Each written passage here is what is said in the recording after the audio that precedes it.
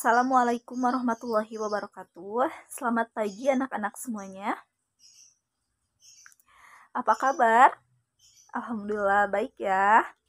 Alhamdulillahirrabbilalamin. Pada kesempatan ini kita dapat bertemu kembali dalam pembelajaran seperti biasa ya, bahasa Indonesia. Sebelum memulai pembelajaran, alangkah baiknya kita berdoa terlebih dahulu. Silahkan untuk ketua murid untuk memimpin doa. Sekarang Ibu cek kehadiran kalian dulu ya. Hari ini siapa yang tidak hadir? Alhamdulillah hadir semua ya. Tetap semangat belajarnya. Sebelumnya ada yang masih ingat? Di pertemuan sebelumnya kita membahas tentang apa dalam pembelajaran teks puisi. Ya, ada yang ingat? Ya, betul ya. Sebelum pertemuan hari ini, di pertemuan sebelumnya kita belajar mengenai pengertian puisi. Ada yang masih ingat pengertian puisi itu apa? Jadi, dalam pengungkapan atau dalam penulisan sebuah puisi berbeda dengan sebuah teks cerpen. Puisi itu ciri utamanya mengutamakan keindahan kata-kata. Sedangkan kalau cerpen biasanya dengan menggunakan bahasa sehari-hari. Jadi keindahan kata-kata tidak dijadikan sebagai hal utama yang harus diperhatikan dalam penulisannya ya. Nah, jadi sekarang Ibu kasih kesimpulan ya mengenai pengertian puisi itu. Jadi, puisi itu merupakan teks yang mengungkapkan pikiran dan perasaan dengan mengutamakan keindahan kata-kata. Nah, puisi juga biasanya mengungkapkan berbagai hal, misalnya kerinduan, kegelisahan, dan pengagungan kepada sang kholik atau sang pencipta yang diungkapkan dengan bahasa indah. Lanjut ya ke pembelajaran selanjutnya tentang menganalisis unsur-unsur pembangun puisi. Nah, jadi tujuan pembelajaran kita hari ini yaitu peserta didik mampu menganalisis unsur-unsur pembangun puisi dari contoh puisi yang Ibu berikan. Jadi, pada kesempatan ini setelah kalian belajar tentang unsur pembangun puisi, kalian harus mampu menganalisis unsur pembangun puisi dari contoh teks puisi yang Ibu berikan ya. Sebelum Ibu membahas mengenai unsur-unsur pembangun puisi, Ibu ingin bertanya terlebih dahulu mengenai definisi unsur itu apa? Ada yang tahu definisi unsur itu apa? Ya, jadi definisi unsur itu sendiri yaitu merupakan bagian-bagian. Jadi unsur pembangun puisi merupakan bagian-bagian yang membangun sebuah puisi. Jadi dalam sebuah teks puisi terdapat dua unsur pembangun puisi. Yang pertama yaitu ada unsur intrinsik, yang kedua ada unsur ekstrinsik. Nah, sekarang Ibu akan membahas yang pertama dulu ya, unsur intrinsik puisi. Unsur intrinsik merupakan unsur-unsur yang ada di dalam puisi itu sendiri. Yang pertama yaitu ada tema.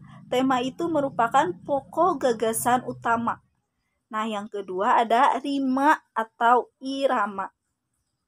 Rima atau irama itu merupakan persamaan bunyi pada puisi baik di awal, tengah, atau akhir baris puisi.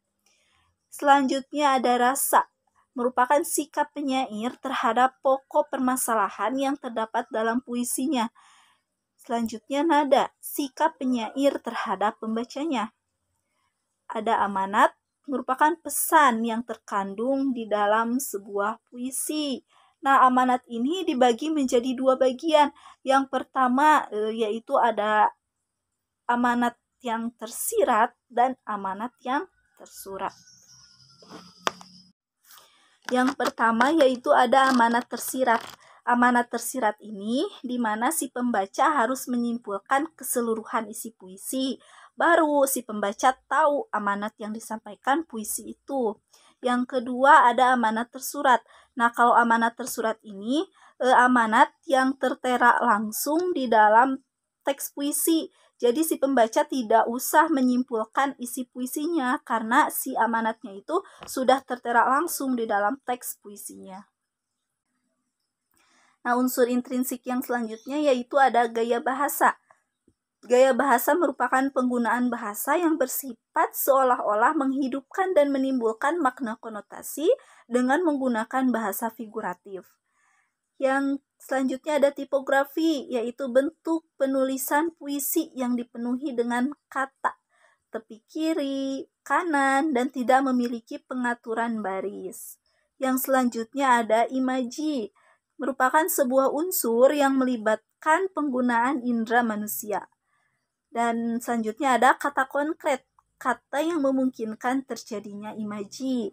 Nah, kata konkret ini juga bersifat imajinatif ya, sehingga memunculkan imaji yang biasanya berhubungan dengan kata kiasan.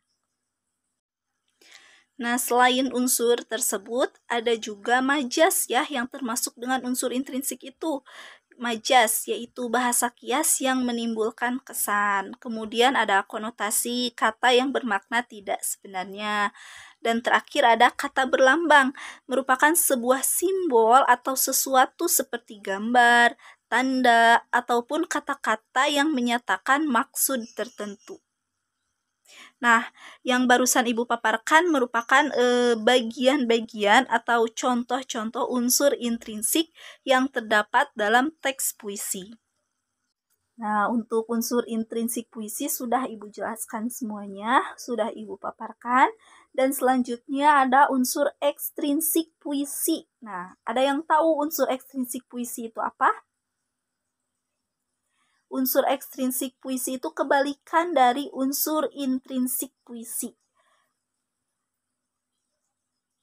Ya, betul. Jadi, unsur ekstrinsik puisi itu merupakan unsur yang membentuk puisi dari luar. Biasanya, unsur ekstrinsik puisi ini berkaitan erat dengan penyair atau penulis puisi itu sendiri.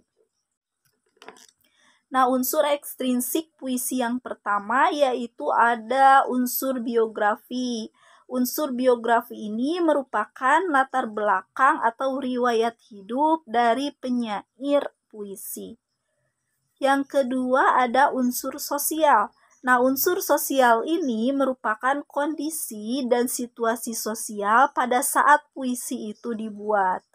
Yang terakhir ada unsur nilai. Unsur nilai ini berupa nilai-nilai di bidang ekonomi, politik, sosial, budaya, pendidikan, dan lain-lain. Nah, untuk unsur pembangun puisi, yang pertama ada intrinsik, yang kedua ekstrinsik. Nah, keduanya sudah Ibu jelaskan ya. Selanjutnya, kita akan membahas tentang penyimpulan isi puisi. Nah, di sini ada contoh teks puisi yang berjudul Senja di Pelabuhan Kecil. Senja di Pelabuhan Kecil, karya Hairil Anwar. Ini kali tidak ada yang mencari cinta. Di antara gudang, rumah tua, pada cerita tiang temali. Kapal perahu tiada bertaut, menghembus diri dalam mempercaya mau berpaut.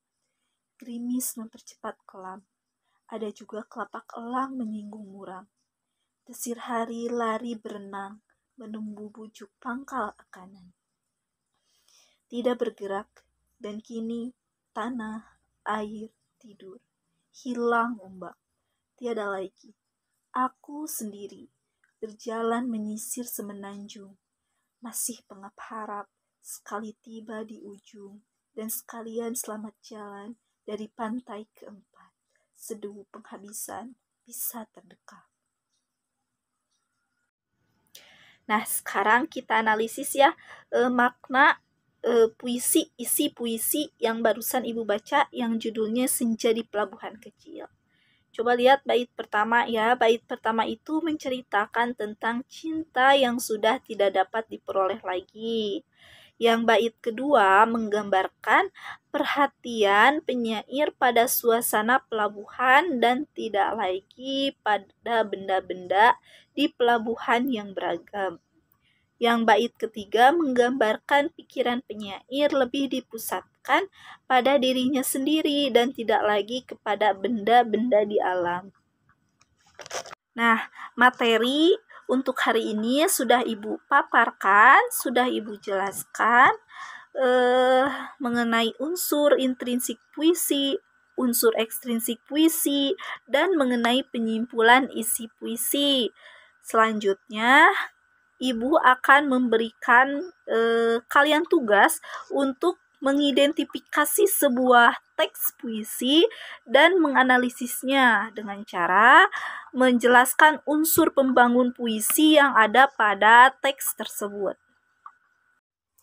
Nah, sekarang akan Ibu berikan contoh teks puisi yang harus kalian kerjakan. Untuk pengerjaannya, kalian boleh berdiskusi dengan teman kalian. Nah, yang pertama kalian baca, kalian pahami isi teks puisi itu, lalu kalian simpulkan isi atau makna puisinya, dan kalian analisis unsur pembangun puisinya.